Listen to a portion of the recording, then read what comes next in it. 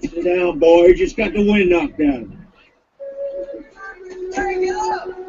Reggie Ray.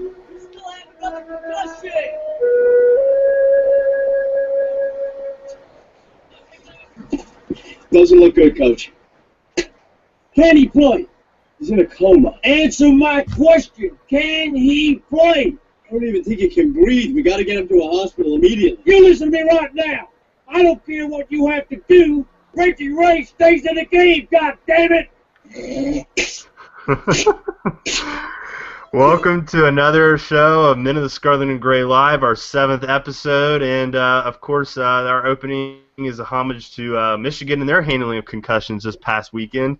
As always, your host, Josh Schott. You can follow me on Twitter at ShottJosh, and joined by Men of the Scarlet and Gray Riders. As always, we have a lot to talk about on the show. The Buckeyes' big win over Cincinnati, the Big Ten's weekend, the circus in Ann Arbor, our usual picks, and of course we're going to preview the Buckeyes' upcoming game against the Maryland Terrapins, where we'll be joined by special guest Michael Willis, editor-in-chief from Terrapin Station MD.com. So we're looking forward to having him on the show to break down that game.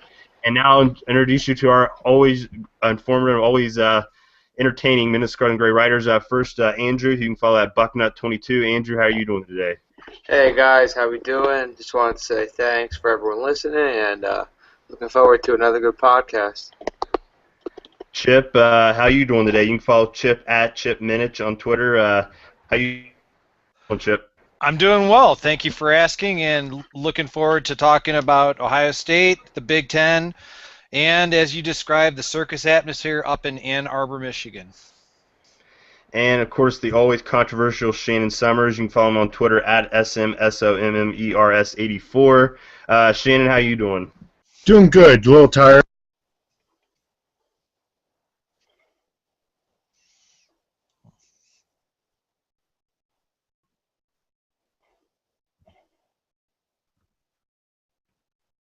Having some technical difficulties here with Shannon.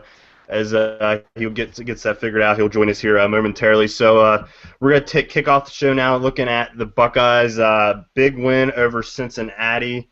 The final score of Ohio State won the game 50-28.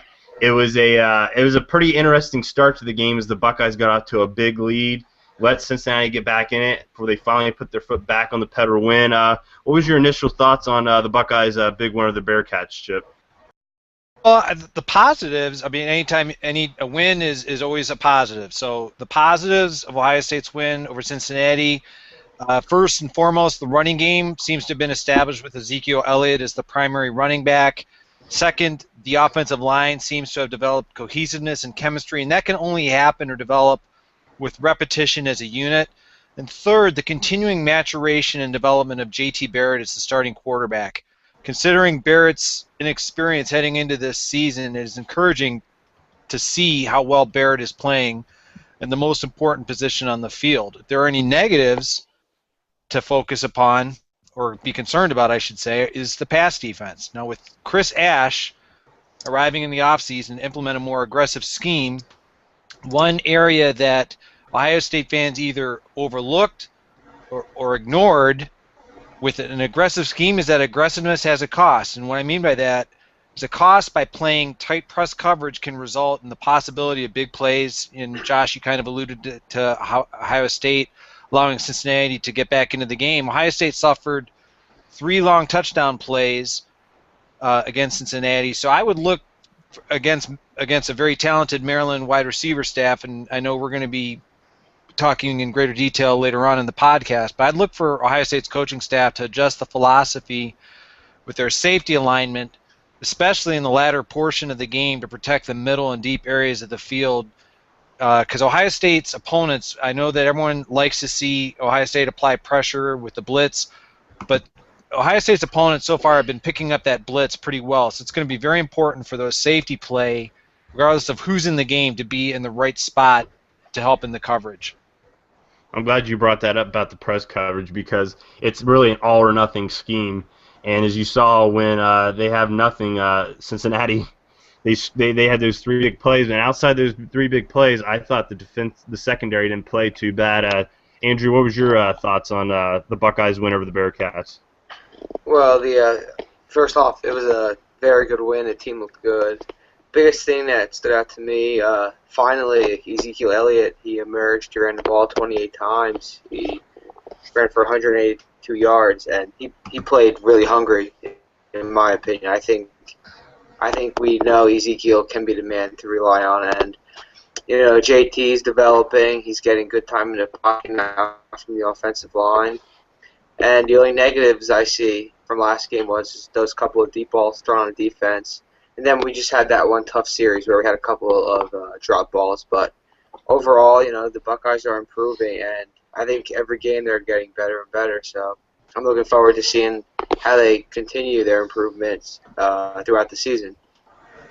Barrett looked pretty good in this game. He threw for 330 yards and 4 touchdowns, and he continues to look better every week, which is very encouraging as we get into the conference play. Shannon, what were your thoughts on Ohio State's win? Oh, I agree with what everybody's saying, that one, definitely look a lot better improving. Chip, with his comments about the aggressiveness, it kind of cost them with the 3 plays of biting on the double moves and such, and maybe play action or whatever, and leaving guys wide open to get burnt. I mean, I don't understand at what point in time don't you put 2 or 3 guys on that one frickin' receiver, but hey, he had a career game, and it didn't cost a Buckeye. So Ezekiel looked good. He went into Carlos Hyde beast mode. The offensive line looked good. Did they give up any sacks? I'm looking at stats now. The receiver you were talking about, Chris Moore, he only had 3 catches. All 3 were touchdowns for 221 yards. So, yeah, he was the one who did the most damage. Did we allow any sacks? Barrett was only sacked once. That's what I thought. And that offensive line looked a lot better. Hopefully they continue to gel and keep doing what they're doing.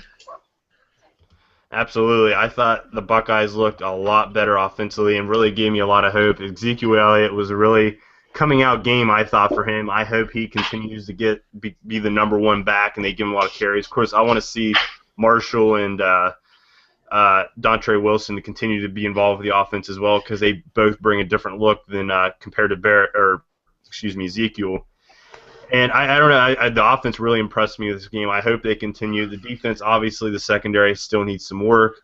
They'll adjust the scheme, I'm sure. And they're doing what I thought they would do. They're slowly getting better each game, and I think by the end of the year they're going to be a great football team. Yeah, I don't see the long passes happening against Ohio State this week, because from what I've been reading, Maryland's quarterback doesn't have much of an arm. But still having Stephon Diggs, which I wish he was still in a scarlet and gray uniform, he's still a threat. He gets a lot of yards after contact and stuff. Yeah, he's the one to watch, and we'll definitely talk about him later in the show. That wraps up for the Buckeyes win over Cincinnati. We're now going to take a look at the Big Ten's results from this past weekend. Rutgers beat Tulane 31-6. Michigan State crushed Wyoming 56-14. Northwestern beat Penn State 29-6. Iowa with a closer than expected win over Purdue 24-10. The Badgers were tied 3-3 at halftime with South Florida before pulling away to the win 27-10. Penn game beat Indiana 37-15. Nebraska crushed Illinois at home 45-14 to remain undefeated.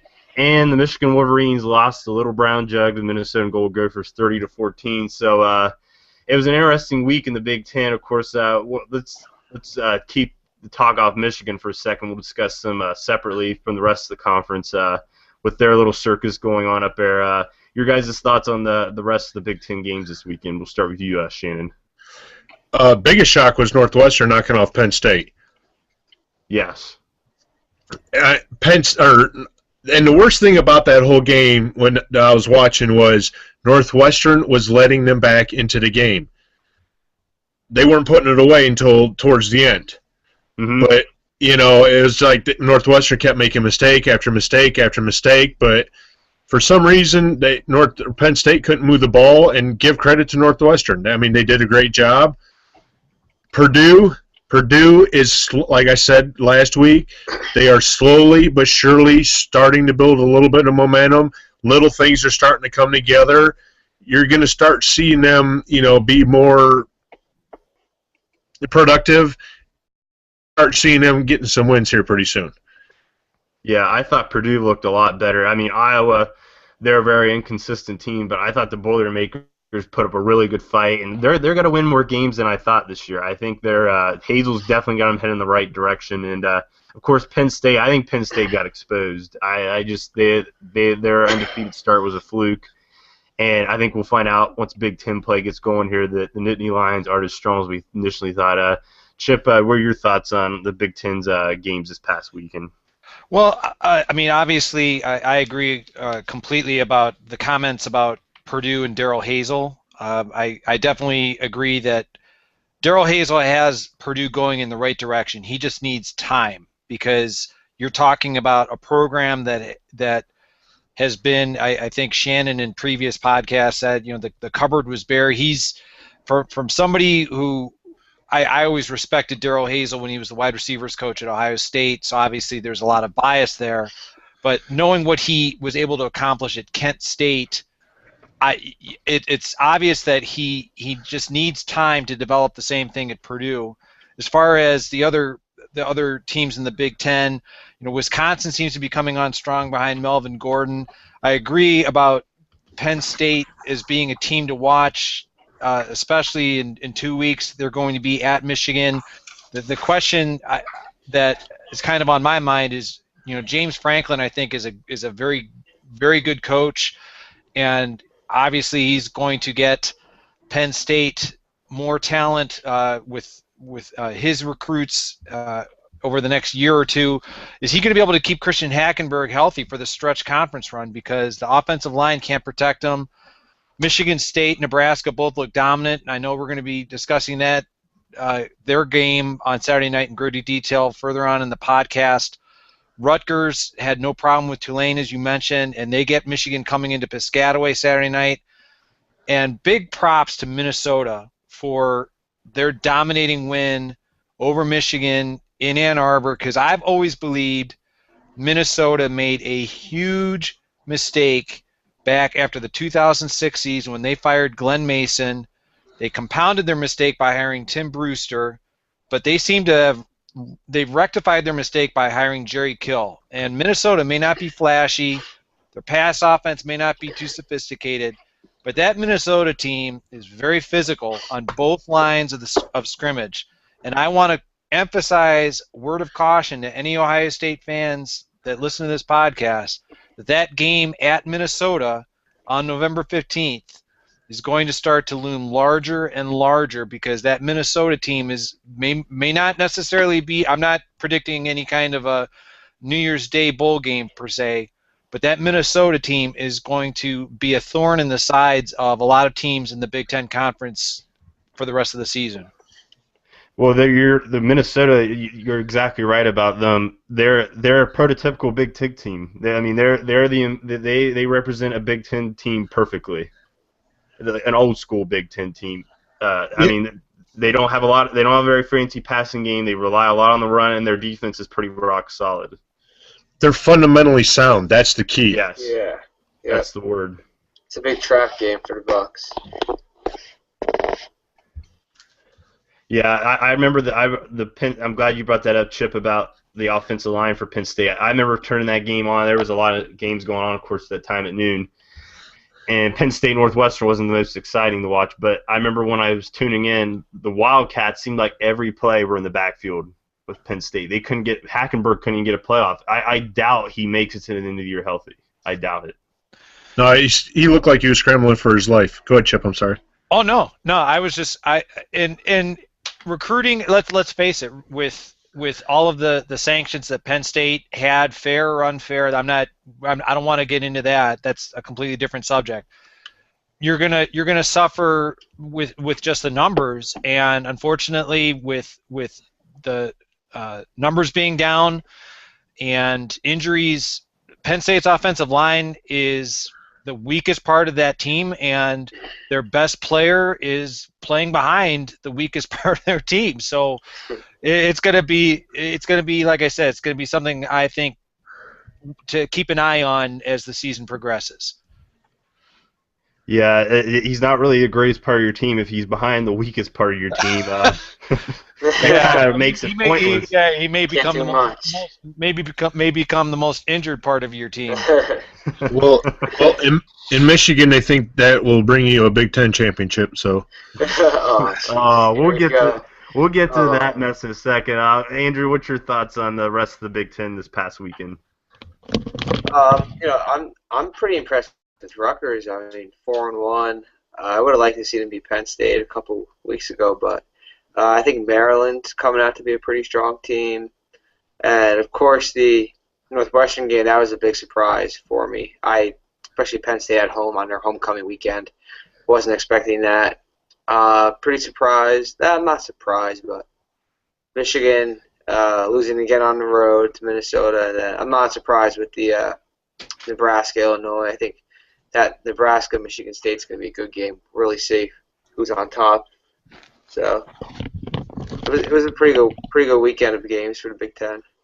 Yeah, Rutgers is really, I think, an under-the-radar team, and I'm a little worried. The Paul James are running backs out now, so they're not as much of a threat, I don't think, as the Buckeyes. But they're a team to keep an eye on. They're definitely one of the better teams, I think, in the conference. And I think a bowl game on New Year's isn't out of the possibility for them. So let's get to the situation. What were you saying, Shannon? They're 2 wins away from being bowl eligible already. They're close. Yeah, 8 wins is definitely a possibility for them, or maybe even more, especially with Michigan and Penn State being really bad. And speaking of Michigan, where do you start with these guys up in Ann Arbor? They lost, of course, to Minnesota. First off, congrats to the Gophers. They deserved it. They were the better team, and I don't think that final score really indicates how much of a blowout that really was. I mean, the Gophers just dominated them. But Michigan loses, and of course after the game, Hoke says the boneheaded comment Shannon brought up. They still believe they can win the Big Ten championship this year, despite the fact that they have now 3 losses in September, the first time in the history of the program. And he honestly thinks that they can win a Big Ten championship. And not only is the play bad on the field, but Shane Morris, the whole situation in him, I'm sure if you're a college football fan have heard about it, getting a concussion and being put back in the game, then saying he doesn't have a concussion, then coming out of the 1 a.m. press release saying he is concussed. What do you make of this mess up in Michigan, guys? I'll start with you, Shannon. What do you think? I mean, I don't have words to describe how bad this is for them. Well, if you're a fan of our site, you've been seeing how I've been posting articles about what's been going on. It's reprehensible, the actions that were taken with Shane Morris. A lot of people are thinking, well, it's just, because first of all, you could see the kid was limping around. I mean, that injury with his ankle happened in the first half, I believe. I think it was like the second quarter or something like that when he was trying to avoid that safety. It was either then or the beginning of the third quarter. I'm not quite sure. Yeah, it's somewhere hazy because I think the Ohio State game was going on. I was trying to flip back and forth because it's like watching a train wreck. But you just see him limping around, and then for some reason the guy has no mobility. He's got no offensive line, and the offensive coordinator decides to call a rollout pass to a guy that can't even put pressure on his ankle, and he gets drilled in the head. And all of a sudden, word out of Michigan is nobody's seen this.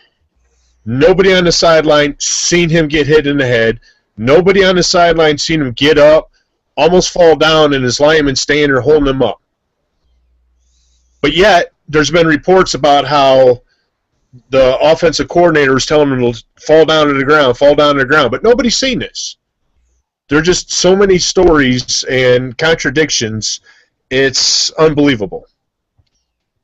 It's disgusting that a player's safety, especially when it comes to concussions, that the University of Michigan is supposed to be on the forefront of the concussion research and protocols, setting up how, the protocols for all the schools across the country, and this happens to them. It's disgusting.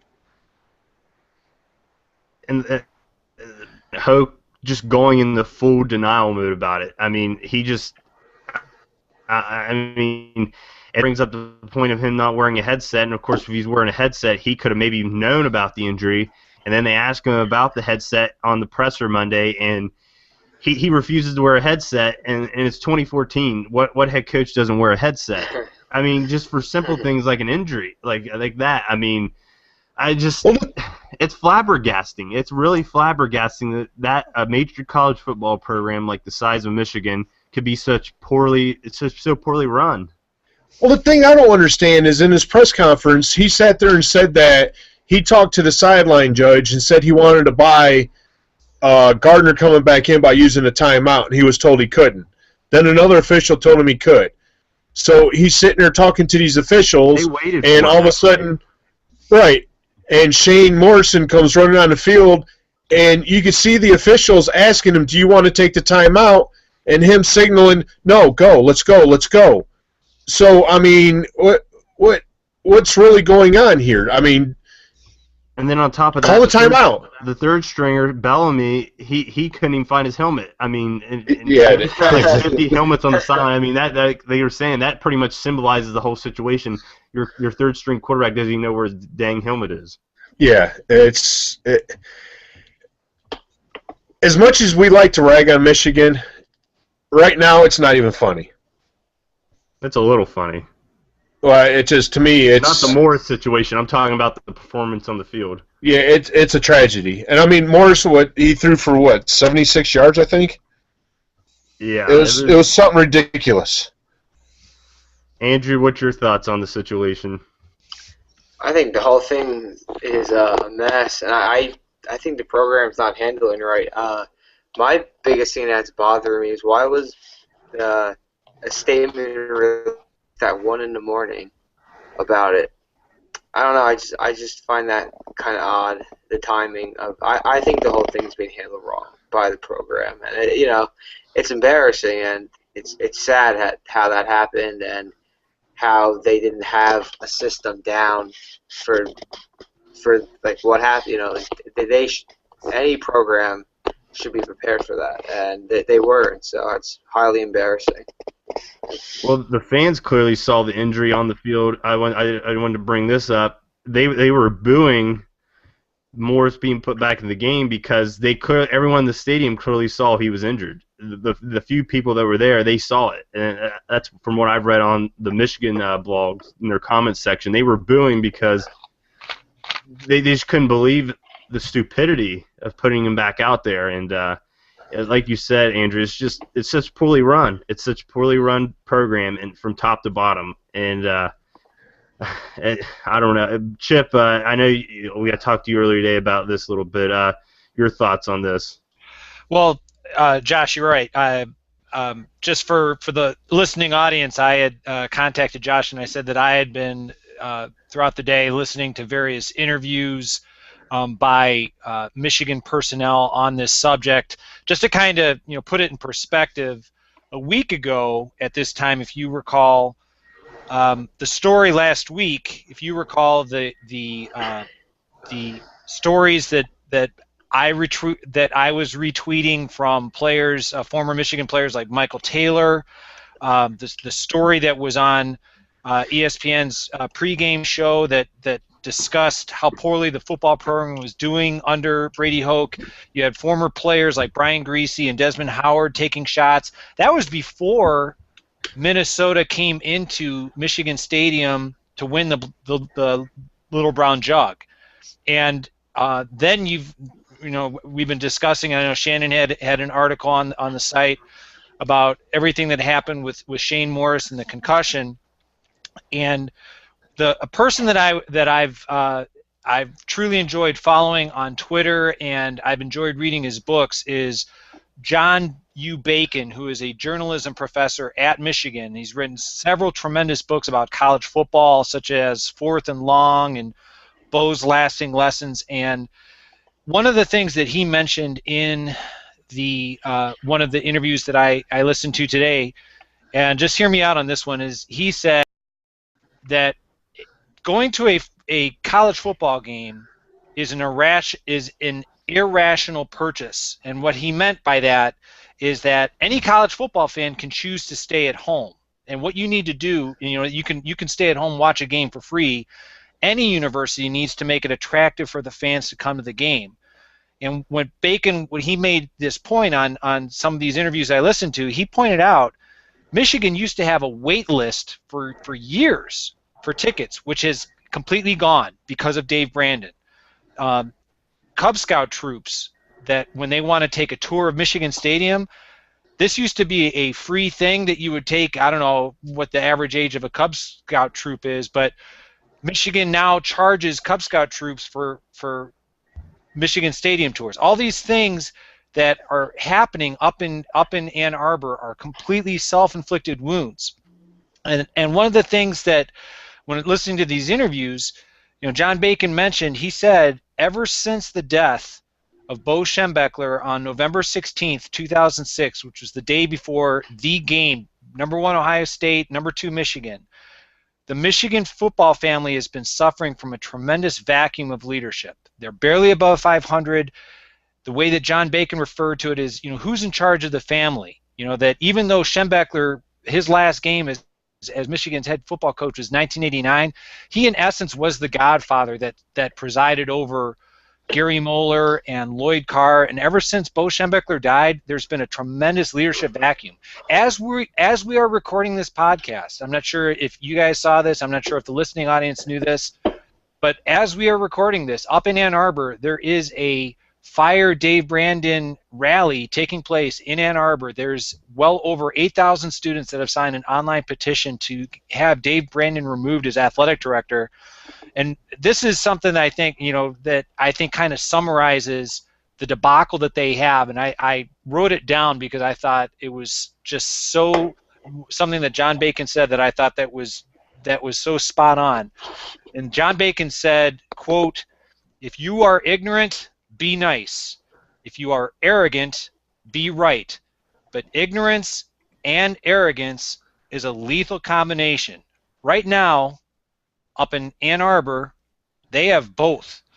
And until Dave Brandon is removed and a coaching change takes place, this is pretty much every person for themselves up there. You could see it. I know that Andrew referred to the 1 a.m. press statement, and we've talked all about the the poor handling of Shane Morris and the concussion, but it's pretty much it feels like the reshuffling of the deck chairs on the Titanic. I'm glad you brought that up about Schembechler too, because I was reading something about Schembechler, the loss of him hurting the program. Apparently his boys right now are even alienated from the program. They're turned off from the program. So I mean that just looks horrible for the program. The man who created Michigan football, his sons, don't even feel welcome to the program. And on top of that, I was reading after the game in the locker room, Hoke and Nussmeier were going at it in front of Brandon, and this is speculation, rumors. It's not confirmed or anything, but Peppers didn't play, of course, Saturday, apparently for an injury, but apparently he mouthed off or something in practice, and he's just disinterested from the program, or many are up there are expecting him to possibly transfer. And I guess the offense is keeping to the offense, the defense is keeping the defense. There's really no team. Everyone's just kind of going through the motions. It really is. There is no leaders up there right now. There are no leaders. Everyone is just for themselves, like you said, Chip. I mean, well, I didn't mean to cut you off, but something else that kind of came to mind, that again, when you listen to these radio interviews, and again, I'm more of the mindset of I want Michigan to do well. I even listened to Archie Griffin say the exact same thing. You get no joy from your rival, when you beat them and they're not doing well. I mean, that's that number 1, number 2 game back in 2006 that I referenced. You want, and the Big Ten needs Michigan to do well for the national reputation and prestige. But something that I heard on one of those interviews with John Bacon, and they said, think of the fact that Brady Hoke doesn't wear a headset on the sidelines, doesn't know what's going on the field, has everything that we've been discussing and Shannon wrote about in terms of the concussion that Shane Morris sustained. The analogy that was made that I think is so appropriate is think of a CEO of a major organization. Can you imagine the CEO of a major organization not having a cell phone and being unable to be contacted by anyone else within the organization to let him know, he or she know what is going on within the organization? That's basically what they have with Brady Hoke on the sidelines, refusing to wear a headset. He was asked at his press conference, will you change wearing a headset? He insistently said no, defiantly said no. He said thank you at the end of his comment. Yeah, exactly. So that's what I'm saying. In John Bacon's estimation, it won't be until the end of the season. I was watching before the podcast began. He was on with a number of other media individuals, and on Outside the Lines, he believes it will be at the end of the season. There's a lot of problems up there because in another published report, Stephen Ross is a major benefactor, an alumni of the University of Michigan. He's the owner of the Miami Dolphins. He's contributed well over $100 million to the University of Michigan, and he's fully supporting Dave Brandon in this.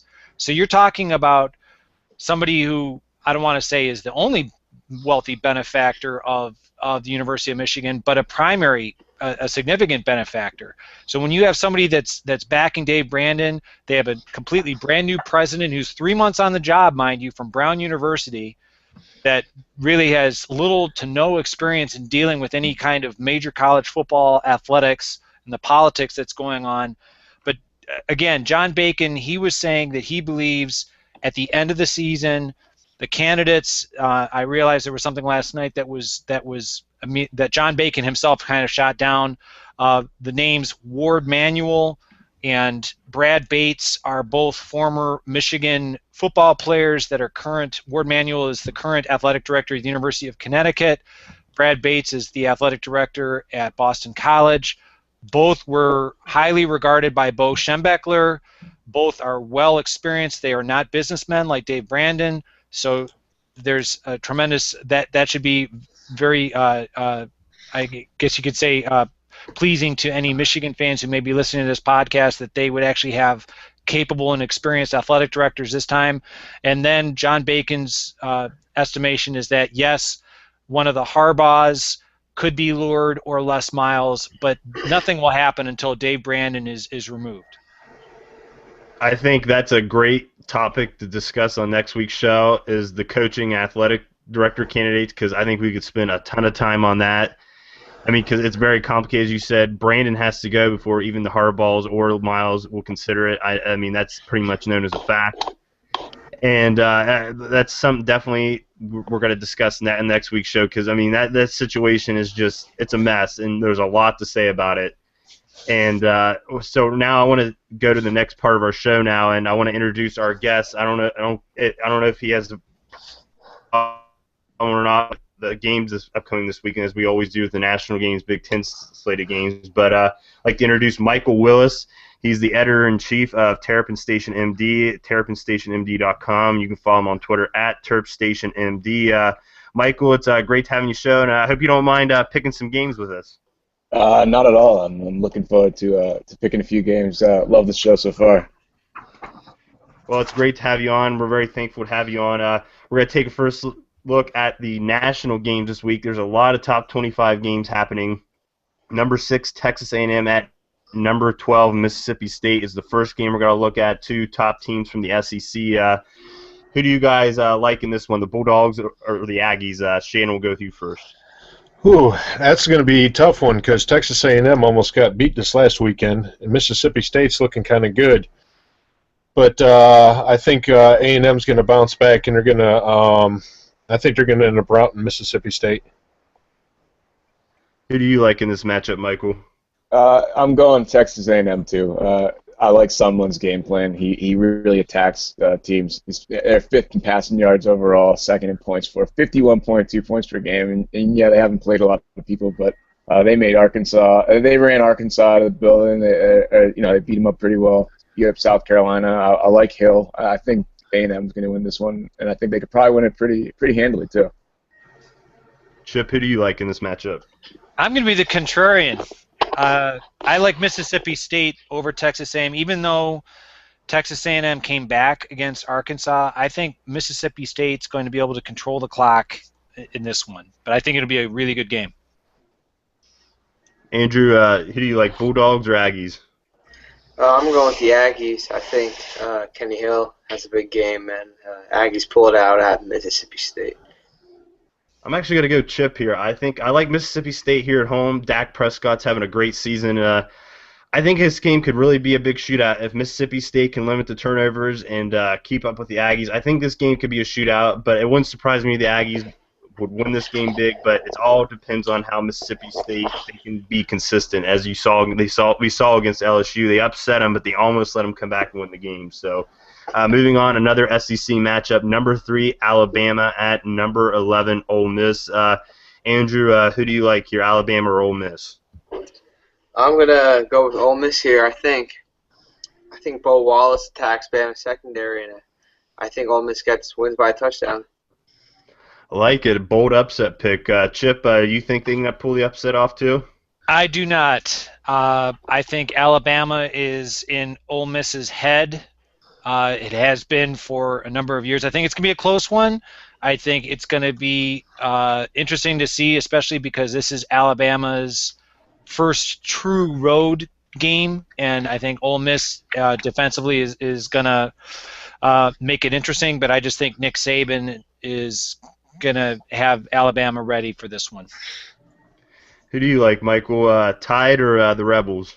Definitely Tide. Anytime Vegas throws you a -7 line when they're on the road, it usually means for me that the away team's probably going to be a favorite. And as much as I like Ole Miss, Wallace throws too many picks for my liking, and Alabama is opportunistic, and they take advantage of that. They got too much talent to lose that game, so I got Alabama winning.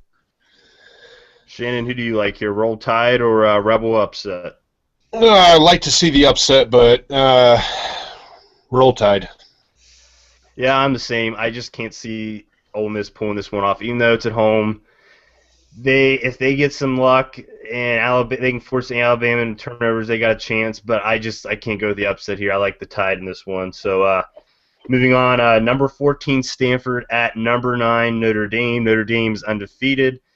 Stanford with the one loss. Who do you guys like in this one? We'll start with you, Michael. Do you like the Cards or do you like the Fighting Irish? Every year, it's like you want to buy into Notre Dame, and then they let you down severely. I'm gonna go Stanford just because they're more tried and true. I think Stanford's got a little more depth, and they're a gritty team. I liked how they played against Washington. I got to catch a little bit of that game, so I'm gonna go Stanford here. I think they're grittier than Notre Dame. Shannon, who do you like? I think I'm going to go with Stanford myself. I think Golston's going to have a bad game. He's going to throw a couple of picks in. It's going to cost him. Chip, Irish or Cards? I'm going with the Irish. I know Stanford has given Notre Dame fits in the past, but I just think Notre Dame will be too much for Stanford in South Bend. Stanford hasn't been as traditionally strong as they have usually in the past under David Shaw. This season, they've not been playing as well as I think most people presume that they would. So I'm gonna go with Notre Dame at home. Andrew, who do you like here? I'm going with Chip as well. I think Notre Dame's been playing good ball, and Golston's been playing real good. So I have to go with Notre Dame over Stanford. Well, it looks like I'm going to break the 2-2 tie. I'm going to go with Michael and Shannon here. I think the Cardinals are a more proven football team, and I'm not sold on Notre Dame. Every year they do this, you think they're going to have a good team, and they've proven these type of matchups they're not worthy. And Golston, he struggled against Syracuse last week. If he struggled against them, he has the same kind of type of play against Stanford. There's no way Irish are walking out with the victory. So I like Stanford here. So moving on, Big 12 matchup, number 4 Oklahoma at number 25 TCU. This could be a trap game for the Sooners. They might get tripped up here. The Horned Frogs are quietly having a good season. We'll start with you, Chip. Do you like the Frogs to pull off the upset here? I don't. I wish it would be great for college football. I think because with the playoff and the rankings going to be coming out at the end of October. I think that's what everyone's going to be wanting to see is, how are teams being evaluated. I just think Oklahoma may still be eventually upset. I just don't see Texas Christian being the team to do it. Andrew, you think the Sooners get upset here, or do they roll? It's a big test for Oklahoma, but I think they roll at TCU. Shannon, who do you like here? Yeah, I'm going to go with the Sooners, too. Michael, Sooners or Frogs? Sooners. As much as I'd love to see a Big 12 power lose so the Big 10 could get back into the contention with the playoff, I still think Oklahoma's too stacked. Yeah, I agree with you. I agree with all you guys. I think Oklahoma rolls in this one. I'd love to see TCU pull off the upset. Maybe they do, but I like Sooners here. So one more national matchup before we get to the Big Ten slate of games. Number 15, LSU at number 5, Auburn. A night game at Auburn. It's going to be a packed atmosphere. LSU coming off the upset. Auburn's look pretty smooth so far. They're able to pass it. Who do you guys? Which Tiger do you like here? We'll start with you, Andrew. I believe LSU's starting Brandon Harris this week, but Auburn runs the ball too well, and they're home. It's a night game. I'm going with Auburn by a couple touchdowns as well. Shannon, which Tiger do you like?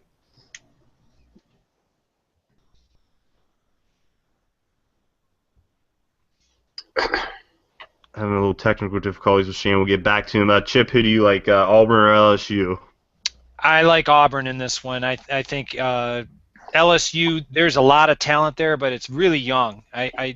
Andrew just mentioned how Brandon Harris is starting. I just think Auburn offensively running the ball is going to be too much for LSU to handle. Michael, who do you like in this top 25 matchup? Pretty much what Chip said. They're young. LSU's too young to start a freshman QB on the road. It's going to be really tough for them to win. So I'm going to go ahead and pick Auburn here. Shannon, do you like Auburn too?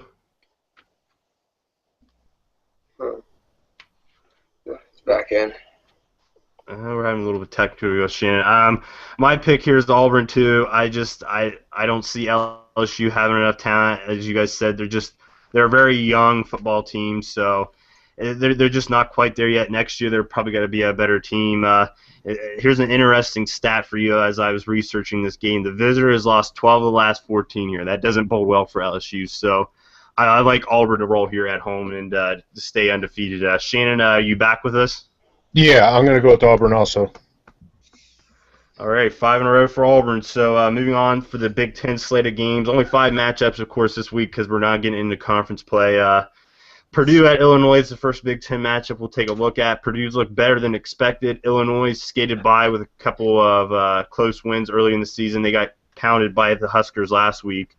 Michael, who do you like here, the Boilermakers or the Illini? I'll take the Illini. Purdue just they seem like they have some talent there, but from what I've seen, they're kind of a mess. And Illinois favored -11. I'm taking Illinois. Chip, who do you like here? I'm going to disagree with Michael, just simply based on the fact that I think Tim Beckman, I think the end is coming rapidly to his tenure in Illinois, and I like Purdue to come in. I don't think it's going to be pretty, but I think Purdue can do it. Andrew, you think the Boilermakers can go into Champaign and win too? No, sir. Boiler down. I got Illinois. Shannon, who do you like? As much as I want to see Purdue pull this off, and as much as you see that they're making little strides, they're just not there yet. And I think Illinois' offense is going to overpower them. And I think the Fighting Illini are going to pull this one off. I went back and forth on this one because these teams are very close. in terms of talent, I think. And it was a real toss-up. I think this game could go right down to the wire, maybe even overtime. I don't know how they'll do it. I think Illinois pulls off another win miraculously. Somehow, some way, they'll match last year's win total already at 4 wins. Hard to believe, as bad as they played, they're going to possibly have 4 wins this weekend. But I like Illinois to win this game. So one non-conference Big Ten game this week. North Texas at Indiana. The Mean Green are a better team than expected. A lot of people expect. Hoosiers are coming off the loss to Maryland. Michael, you saw Indiana last weekend. Do you think they can pull off the win here against North Texas? North Texas is a little underrated. They aren't too bad, but I don't think that Indiana's going to lose another game at home. I think that they pull this one off. That offense should get rolling once again, and North Texas gives up a little bit of points, so I can see Indiana winning this one. Andrew, you like Indiana too? Yep, I'm going with Indiana. Shannon? Indiana should win this game, but I have a funny feeling that they're an emotional team, and I think North Texas is going to upset them because I don't think their head's going to be in this game after losing to Maryland last week. You got to always be controversial, don't you? That's why I'm controversial. Yes, right. Chip, you like North Texas to pull off the upset?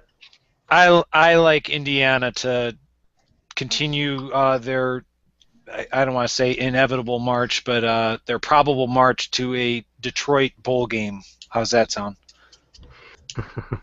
Well, I guess when you win every other week, I guess it's possible. Little Caesars Pizza Bowl. Here come the Hoosiers. I like the Hoosiers. I think the Hoosiers win this game. It'll be close because Indiana loves to make games close. I don't know. North Texas could pull off the upset. Indiana's a weird team. I don't know what to make of Indiana. They lose to Bowling Green. They beat Missouri. Then they get beat by Maryland. I just don't know what to make of them. I don't know what to make of Indiana this year, but I think they'll pull off the win maybe. The next one, number 17, Wisconsin at Northwestern. Northwestern coming off the big minor upset over Penn State.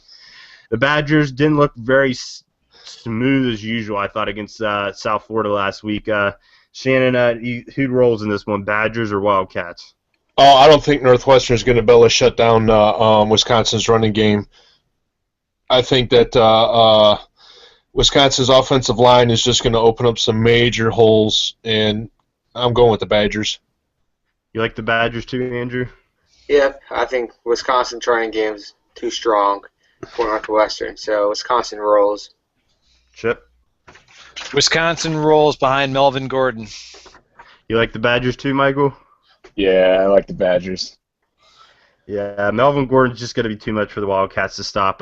Northwestern will win more games than I thought, though, this year because with the rest of the Big Ten, and they're not as bad as I thought they would be. But Badgers, I think, roll easily in this one. So Michigan at Rutgers. I don't know how to hype up this matchup. Rutgers is playing better than expected this year. They're 4-1. Of course, we all know what's going on with Michigan. I don't know. Chip, does Michigan have a chance in this one? I don't see it because I think Rutgers, we kind of discussed this earlier, Rutgers was probably underrated and undervalued, not being a well-known entity entering into the Big Ten this year, and based on what I've seen, I think Rutgers is going to be too physical, and after what Minnesota did to Michigan last week, and taking all the turmoil aside, I definitely think Rutgers is going to take it to them on Saturday night. Michael, Scarlet Knights or Wolverines? I can't even believe I'm picking Rutgers right now, but I'm going to pick Rutgers. It just doesn't even make sense. What's up with Michigan? I don't know what's going on with them, but I'm definitely going to go ahead and pick Rutgers. They have more stability right now. Shannon, you like Scarlet Knights? Well, I'm going to put it this way. This is going to be the game to show if Brady Hoke has lost his team or not. If Michigan goes in there and shows some life, then they're going to pull this off. But if Nova if he can keep the ball, from going into the Wolverines' hands, then I think the Rutgers got a real shot. Their biggest problem is losing their running back. But their defense is kind of sound, but their secondary is kind of, iffy. But still, you got, Devin Gardner, maybe Shane Morrison. We don't know who's playing. But I'm going to go with Rutgers. Andrew, you like the Rutgers Scarlet Knight too? Yeah, it's funny. If you asked me this week one, I would have laughed and said Michigan goes on and kills them. But I'm going with Rutgers. Yeah, I got to go with Rutgers to prove they can win. I'm just going to keep picking against Michigan. They're a mess. They're an absolute mess, and I don't know.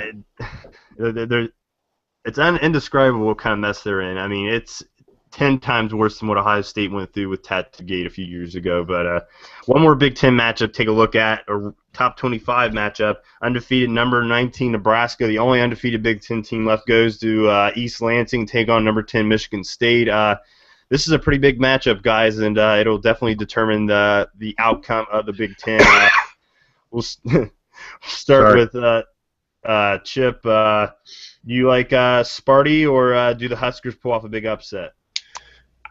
I like Sparty. I think Nebraska at Michigan State, this might be a preview of the Big Ten Conference Championship game in December, but I like Sparty at home at night. Michael, who do you like in this top 25 matchup? If it were at Nebraska, I'd pick Nebraska. But since it's in Lansing, I'm going to go ahead and take Michigan State. I think they got a better passing attack and a better team overall. Andrew, the Huskers pull off the upset, or do the Spartans roll? I'm going to go with Michigan State just because it is a night game. It's prime time there. It's an 8 o'clock start. So, I mean, Amir Abdullah has been playing good, but I don't think they can get it done at Michigan State. Shannon, do you see an upset here? Can you believe that Michigan State is averaging 50.3 points a game? They're Oregon now. It's baffling, especially after last year, and I don't think Abdullah's going to have that great of a game because Sparty's always got a pretty good defense, and their run defense is always pretty spectacular. But yeah, Sparty. I'm going to go against all four of you guys, and I'm picking the Huskers in a big upset here. I think Amir Abdullah has a huge day. Michigan State's defense is not the same defense as it was last year. They allowed a few big runs against Wyoming, of all teams, last weekend, and they let Oregon, of course, run all over them. I think Abdullah has a huge game. Tommy Armstrong plays the best game of his life. Michigan State is I think they're overlooking the Huskers. I think they think this is going to be a slam dunk game, and I think Sparty gets upset at home. And to Andre and Dan on the Big Ten Hangout chat I'm on, eat your hearts out. You just cost Bo Pelini's cat a life.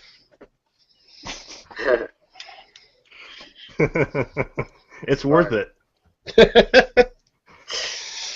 Yeah, so that'll conclude our Big Ten slate of games. Now we're going to take a look at, of course, Ohio State at Maryland this week. We'll start with you, Michael. What do you think are the keys to this game for the Terps to win?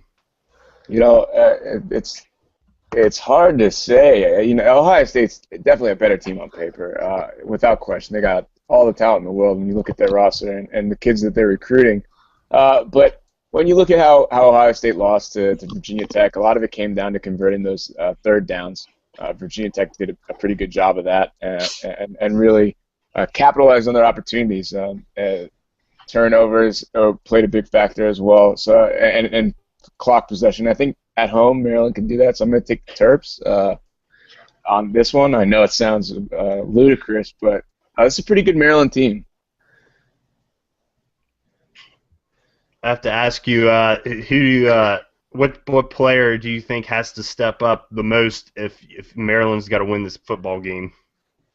Assuming C.J. Brown is healthy, he's got to step up. He's not the most accurate quarterback, and he throws some ducks. But it doesn't have to have the strongest arm. Brewer, when Virginia Tech played, didn't really have the best arm and threw up some iffy balls, but still managed to get about 200 yards, which is enough to help your running game out. C.J. Brown, when he gets out of the pocket, he's dangerous, and if Ohio State starts focusing on those receivers a little bit, it'll open up the game for him if he's healthy. He had a wrist injury last week against Indiana and sat out the entire second half. So it really depends on who's playing. If it's C.J. Brown in, then it's C.J. Brown. If it's Caleb Rowe comes in, the backup quarterback, then it's Caleb Rowe.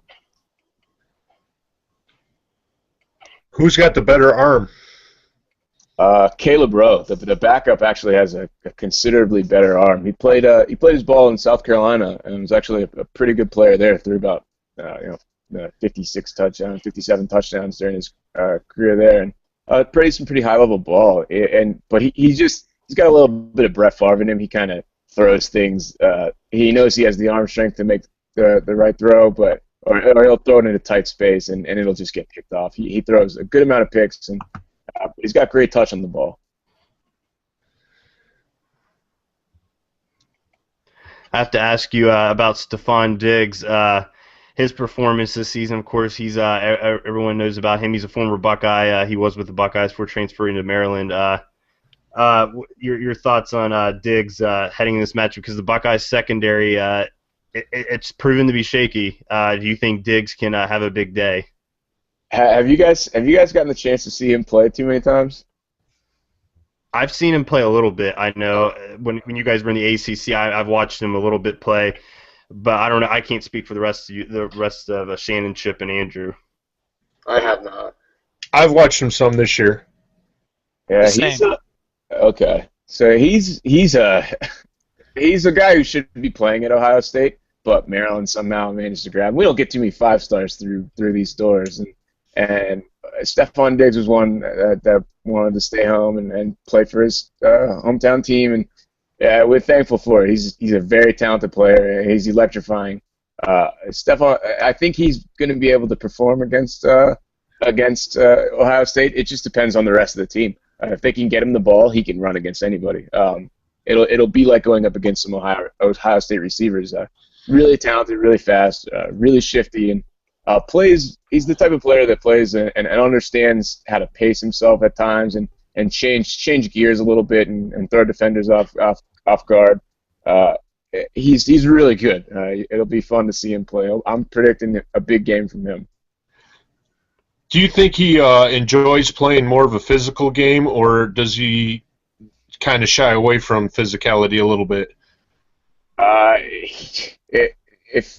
I've never even seen him get hit too hard. He'll catch any ball, but no matter who we play, it seems like he's elusive. The best word to use for him is elusive.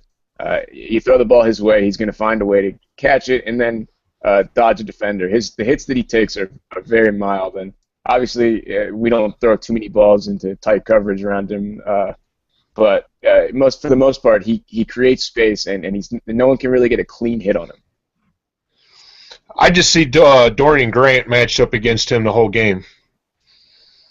Yeah, and I'm sure Dorian Grant, he probably is going to be matched up with him. And Dorian's a fantastic player, a pretty solid player. But I think Diggs will be able to still get around him. If Diggs gets shut down, let's say Diggs, let's say that's the Buckeye secondary is able to clamp him down, what other receiver could you see stepping up and being that big playmaker receiver for Brown? Well, that's the best part about Maryland is that it's not just Stephon Diggs. There's also Deion Long and Marcus Leak. Deion Long's more of a possession guy, but he's on most NFL teams' radars as just a very talented player that the Terps have, and he's more of a possession receiver, but still very good and can light it up in his own right. When he played at New Mexico before transferring to Maryland, he was a 1,000-yard receiver as a freshman. Then he spent a little time bouncing around at junior college and broke a bunch of records there. Then came to Maryland, broke his leg on a fluke play, but he had 112 yards against Indiana, 127 against, or not 112 yards against Indiana. Marcus Leak had that, who's the other guy we were talking about. or who I was talking about. Marcus League is a big guy, big touchdown threat. He's got 4 this year, and he should be he'll be another matchup problem for Ohio State, especially because the secondary for you guys, I believe, has been a little iffy. You're very generous with that. A little iffy. The question I had for you, Michael, was with regards to Randy Edsall. Has he turned the corner? Obviously, I'm not asking you to speak for every Maryland fan out there, but has he turned the corner with the Maryland fan base after starting off so rocky, coming from UConn a few years ago? The entire Maryland fan base on Randy Edsall is just 50-50. Until, everyone wants to win a lot of games, and Randy Edsall seems like he's bringing in more recruits, but and doing better things for the program, but we've yet to see him really take that step to the next level. If Maryland wants to be competitive in the Big Ten and not just be a 7-win team or a 6-win team and just get a bowl game, which is great, but it's not what they want. They want to go to the next level, and Edsall has only he hasn't beaten a ranked team since he's been at Maryland, and a game like Ohio State needs to be one that he should win for him to really start gaining some favor with the team. Until then, it seems like Maryland's just treading water until they see actual results. And is it kind of a sting now that you're in the Big Ten, seeing James Franklin, who was a Maryland assistant, doing reasonably well, having gone to Vanderbilt doing well, going to Penn State, building that up? Is it kind of a stinging situation? Oh, yeah. It would have been pretty cool to have James Franklin, one of the best recruiters in the nation, at Maryland, and he was in Maryland, but that kind of got botched. So it was nice to see him lose last weekend to Northwestern. The last question I had is, and again, just asking for your perspective, what's it been like you're talking, Maryland had such a long storied tradition, in the ACC. What's it been like? Obviously, just one game in, but what's it been like the move from the ACC into the Big Ten? Outside of getting put on that Big Ten to-go network for the first half of the game, it's been fantastic. Everything seems a little more organized in the Big Ten. Like the ACC looks at football like it's just an afterthought to basketball, but the Big Ten, it's the priority. Not to say that basketball is bad in the Big Ten either, but it's just it's better presented if that's a way you can put it. I like that there's a lot of coverage. The Big Ten network is fantastic. There's really no ACC network. It's just a daisy chain of a bunch of different networks. It's pretty crappy. The Big Ten is just, you guys take football way more seriously, and it kind of rubs off. The fans are paying attention a little bit more, and you notice it with the numbers alone. Like, more fans are in attendance. People are excited for these games, and it's an enjoyable experience. If you have to change conferences, at least you're upgrading. Speaking of upgrading, do you see plans on upgrading your guys' stadium from 51,000? If Maryland wins, we tried to upgrade the stadium back when we went to the Gator Bowl and got blown out, or the Orange Bowl and got blown out by Florida. We tried to upgrade the stadium then, and now we have these big albatross suites that no one goes to because we couldn't fill the stadium. We started treading water at 7 wins, and then we had to actually downsize the stadium. So before we upgrade it, we got to start winning a little bit more. I'm glad you brought that up, Chip, about the coaching. James Franklin Friedgen is an assistant coach at Rutgers, I believe, right? That's correct. Yeah. I have to ask about that because I remember vividly when the Fridge was fired there. I thought it was a very misguided choice by Maryland. I wanted your thoughts. Personally, I want to know your thoughts on that, Michael. Personally, I didn't like it. I was a Fridge guy through and through, pretty much. I know he was a little rough with the media, but he still brought Maryland away from what they were, and they were a pretty mediocre program for about 2 decades before he came there. So it was nice to see him come back, or come back to his alma mater and help out. And he's a good coach. You can see it with Gary Nova. It was sad to see him go after he won 8 games and was the coach of the year in the ACC, and you get fired. It seemed kind of like he got done wrong, but You notice it at Rutgers. He just still has a lot of coach left in him. Gary Nova's been completely different this year compared to last year. He had that 5-pick game against Penn State, but by and large, he's been a pretty accurate, good quarterback, and that's the direct result of Ralph Friedgen. And the other point Chip brought up about moving from the ACC to the Big Ten, I'm glad you're liking it, but I know one thing. Have you got used to SEC fans constantly telling you the Big Ten sucks? Oh, we're so used to that. We get told the ACC sucks all the time, so it's kind of like we're not even fazed by that anymore. That's funny. Yeah, that's I don't like the SEC. I don't like them at all. No. Let's get to the predictions for the game. Michael, we'll go with you first. The final. What do you think the final score will be and the outcome? Oh, final score. Vegas is saying something completely different from what I think is going to happen. But Maryland's 4-2 against the spread. 3-2 against the spread this year.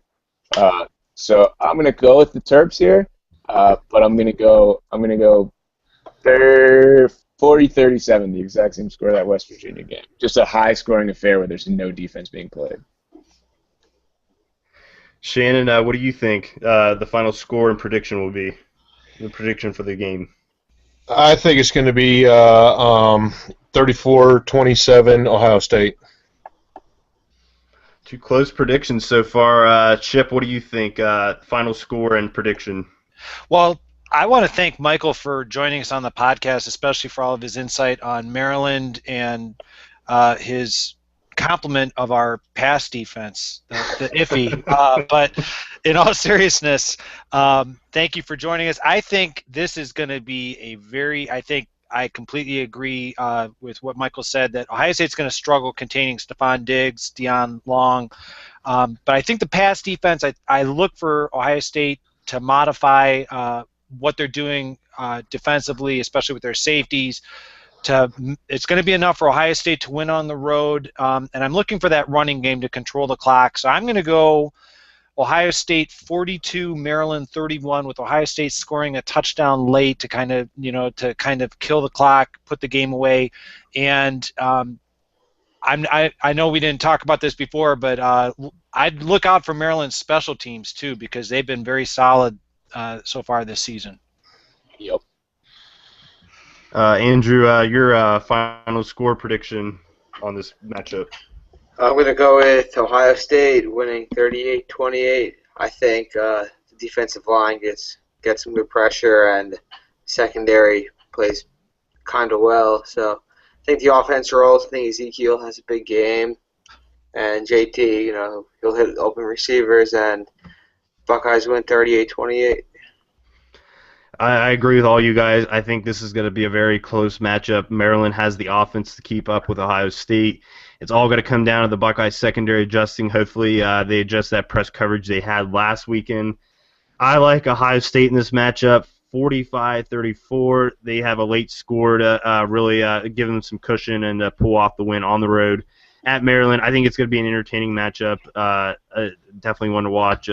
Maryland's one of the better teams in the Big Ten, I believe, right now, and I hope the Buckeyes come into this game. They don't overlook the Terps, because I could definitely see an upset happening here. So that's our final scores and predictions as we wrap up this show. As Chip said, we're very thankful to have you on, Michael Willis, editor-in-chief, Terrapin Station MD.com. You can follow him on Twitter at TerpStationMD. We were very thankful to have you on, Michael, and we're glad you took time out of your schedule to join us.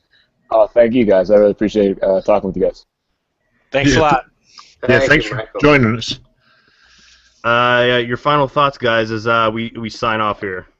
Yeah, I have one remark. I said last week I'll be at the game. I'll be over in parking lot T. If any Buckeye fans would like to meet up, follow me or just tweet to me on Twitter at Bucknut22.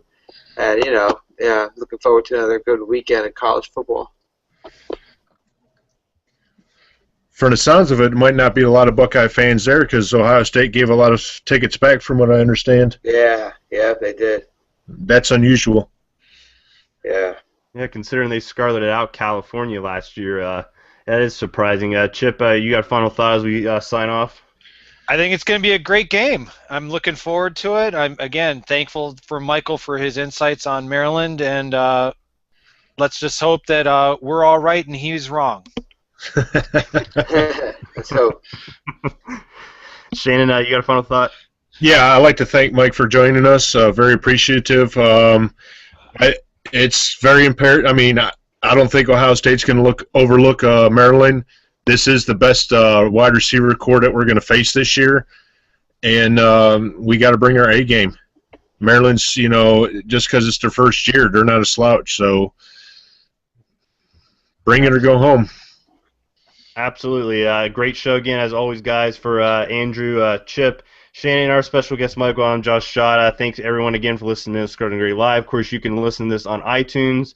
You go in the search bar, type in MotSaG Live. It should come right up. There's also a link right on our site at MinnesotaScarletandGray.com. So thanks again, everyone out there, for listening. We're very appreciative. And go Buckeyes. Hopefully we can pull off the win. Go Bucks. Go Bucks.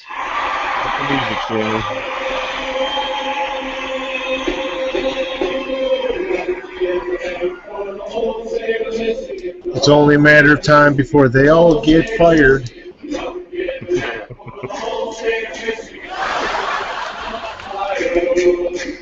We're from Ohio, oh hey! We're from Ohio, oh